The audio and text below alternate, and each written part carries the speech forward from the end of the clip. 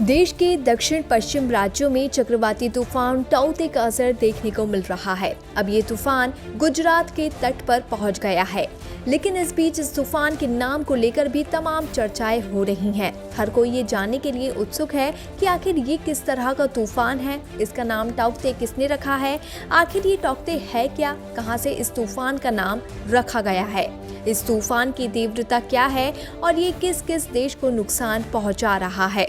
आपको बता दें कि ये कोई पहला मौका नहीं है जब अरब सागर या बंगाल की खाड़ी में कोई भयानक तूफान उठा हो और उसके कई इलाकों में नुकसान पहुंचाने की संभावनाएं जता रही हो। पहले भी ऐसा होता रहा है। मौसम विभाग इस चक्रवाती तूफान पर नजर बनाए हुए है और वो पल पल की जानकारी लगातार दे रहा है। आपको बता दें कि 13 देशों वाली एक नामकरण समिति होती है जो तूफानों को नाम देती है।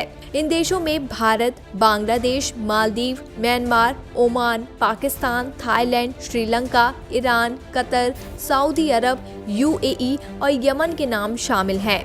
नामकरण करने वाली समिति में शामिल देश जो नामों की सूची देते हैं, उनको समिति में शामिल देशों के अल्फाबेट के हिसाब से नामों की सूचीबद्ध किया जाता है।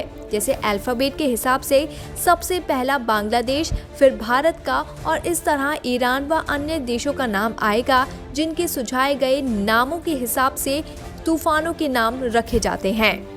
चक्रवातों का नामकरण करने का हर बार अलग देश का नंबर आता है। ये क्रम ऐसे ही चलता रहता है।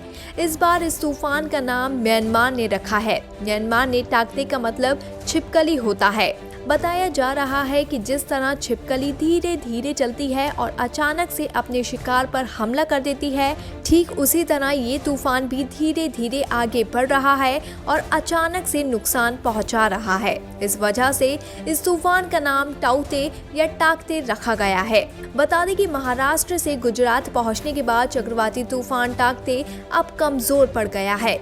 तूफान टाकते की वजह से महाराष्ट्र और गुजरात दोनों ही राज्यों में भारी नुकसान हुआ है। कई जिलों में पेड़ और बिजली के खंभे तक उखड़ गए हैं। देर रात 185 किलोमीटर की रफ्तार से गुजरात तट से टकराने के बाद अब तूफान कमजोर पड़ गया है। BBPN की रिपोर्ट।